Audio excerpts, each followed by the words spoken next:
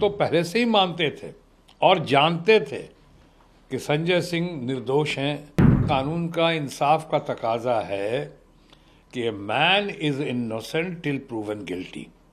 एक आदमी निर्दोष होता है जब तक उसको गुनाहगार साबित ना किया जा सके।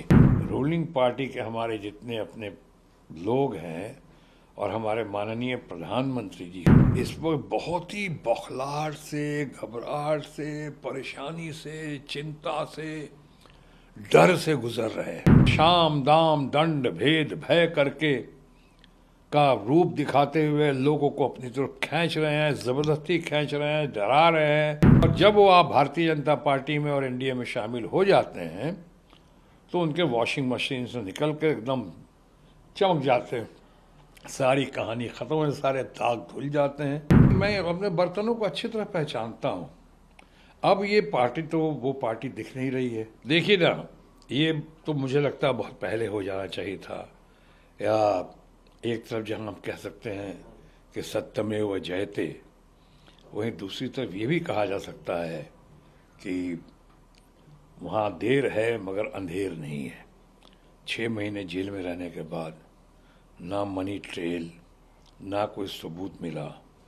ये तो साफ दिखता था प्रथम दृष्टिया में ही, या प्रथम दिन से ही ये साफ दिख रहा था कि राजनीतिक बदले की भावना से संजय सिंह पे चाहे बाकी लोगों पे ये कार्रवाई की गई है।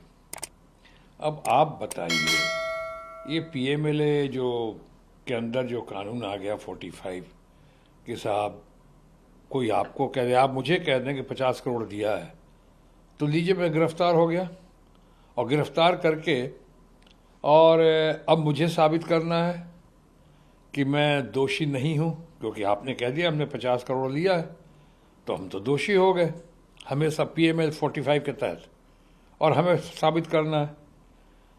तकाजा कानून का, इंसाफ का तकाजा है कि man is innocent till proven guilty.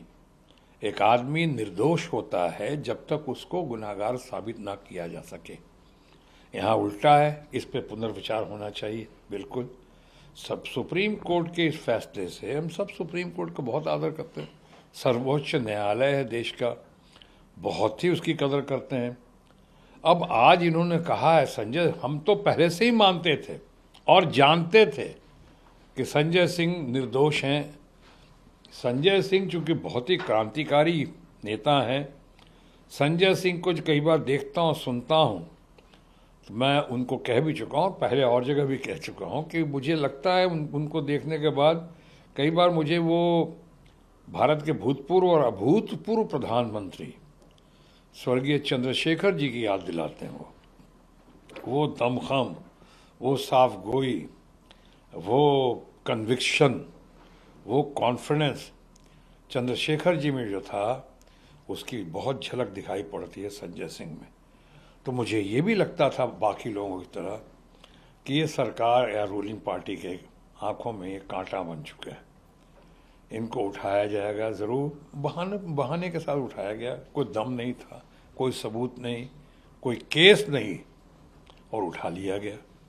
Supreme court ने ना सिर्फ थप्पड़ लगाया है सरकारी एजेंसीज को, बल्कि एक आईना भी दिखाया है समाज के उन लोगों को जो बदले की भावना से ऐसी हरकत करते हैं।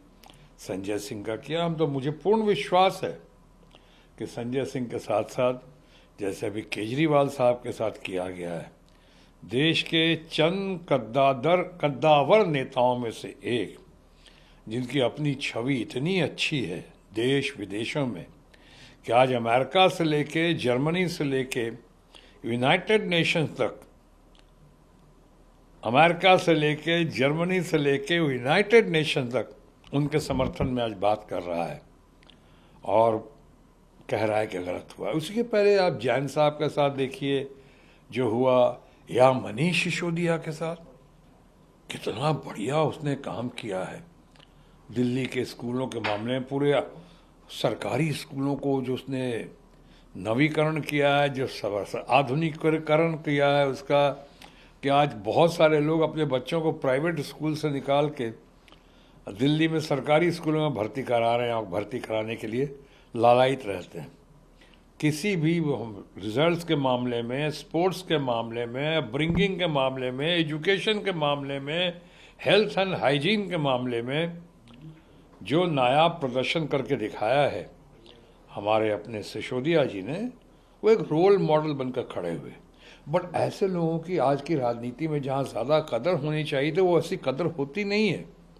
ये लोग आँख का तारा बनना चाहिए था ऐसे लोगों को, रोल मॉडल्स को।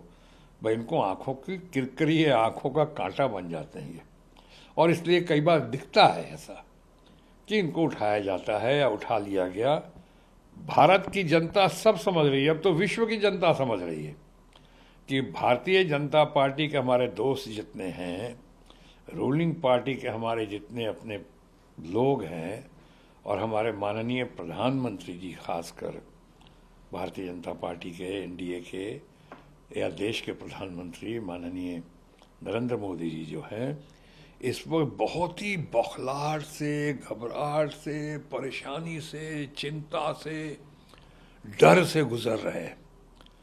तो फिर शाम दाम दंड भेद भय करके का रूप दिखाते हुए लोगों को अपनी तरफ खींच रहे हैं, ज़बरदस्ती खींच रहे हैं, डरा रहे हैं। सरकारी एजेंसीज का डर दिखा के करप्शन में फंसा दिया जाएगा, ऐसा बोल के कुछ लोग आते हैं सामने और उसको फिर उठाते हैं। और जब वो आप भारतीय जनता पार्टी में और एनडीए में शामिल हो जाते हैं तो उनके वॉशिंग मशीन से निकल के एकदम चमक जाते हैं, सारी कहानी ख़त्म हो, सारे दाग धुल जाते हैं।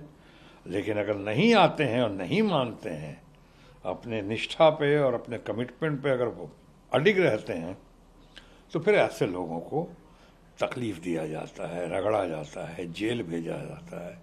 ये तो अच्छी बात नहीं है। और इसे हमें तो कई बार ताज्जुब होता है कि माननीय प्रधानमंत्री जी भी कल परसों ही कह रहे थे कि भ्रष्टाचारियों का हम एक्शन लेंगे और कोई भ्रष्टाचारी जो है सब जेल के सलाखों के पीछे जाएगा। तो ये तो इनके परिवारवाद की जो बात करते उसी की तरह हास्यास्पद हो गया ये। जैसे परिवारवाद की बात करते तो मैं तो जानता हूँ, इतने सालों भारतीय जनता पार्टी में अपने दोस्तों के साथ रहा हूँ। मेरे लिए तो इस पार्टी में, भारतीय जनता पार्टी में मेरी अपब्रिंगिंग हुई है। मैं तो पैदा हुआ और बड़ा हुआ राजनीतिक दृष्टिकोण से। भारतीय जनता पार्टी मुझे तो लेकर गए थे वहाँ पे भारत के महान मार्गदर्शक सही मायनों में, और भारत रत्न नानाजी देशमुख, उन्होंने अटल बिहारी वाजपेयी जी फादर फिगर, या आडवाणी जी हमारे सबसे बड़े नेता, फ्रेंड, फिलोसफर, गाइड, गुरु। आज भारत रत्न भी हालांकि बहुत देर से दिया गया है, और जिन कारणों से दिया गया है और कब दिया गया और कैसे दिया गया, कमेटी ने दिया कि माननीय प्रधानमंत्री ने खुद दिया है कि वोट बैंक के पॉलिटिक्स के तहत किया गया है, कि कुछ मुद्दों से ध्यान भटकाने के लिए दिया गया है या किया गया है। मैं इस पर अभी इस वक्त ज़्यादा नहीं बोलूँगा कि मामला आडवाणी जी का है। आदमी तो बहुत सही है, उनको तो बहुत पहले मिलना चाहिए था। बहरहाल, एक तरफ आप ये बात करते हैं कि ये भारतीय जनता पार्टी जिस तरह से करके आई और करके हम उस पर रहे देखे, वहीं मैं अपने बर्तनों को अच्छी तरह पहचानता हूँ। अब ये पार्टी तो वो पार्टी दिख नहीं रही है।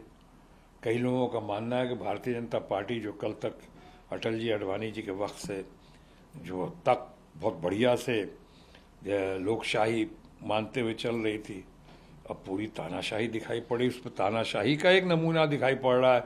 कल सुप्रीम कोर्ट को सामने आना पड़ा और संजय सिंह को छोड़ दिया, और छोड़ा बाइज्जत ये करके। और अभी हमारे भारतीय जनता पार्टी के फ्रेंड्स कह रहे हैं कि अरे बेल मिल गई, राहत मिल गई, बेल मिलना कोई बहुत बड़ी बात नहीं। क्यों भाई? कल तक तो आप ही कह रहे थे कि बेल क्यों नहीं मिल रहा है, बेल नहीं मिल रहा है, इनको बेल नहीं मिलेगा, बेल मिलेगा तो बात कीजिएगा। बेल तो मिलना ही नहीं, और आज बेल मिल गया तो बेल मिल गया तो कौन सी बड़ी बात है? बहुत बड़ी बात है। देश की जनता को और वोटर्स को संदेश गया है कि आप जुल्म और ज्यादती बहुत कर रहे हैं, इस तरह आपसे लोगों को उठा रहे हैं। लोकतंत्र है, सबको बोलने का अधिकार है, सबको टीका टिप्पणी करने का अधिकार है, सबको एक दूसरे से अपनी राय रखने का, एक दूसरों पे अपनी राय रखने का अधिकार है।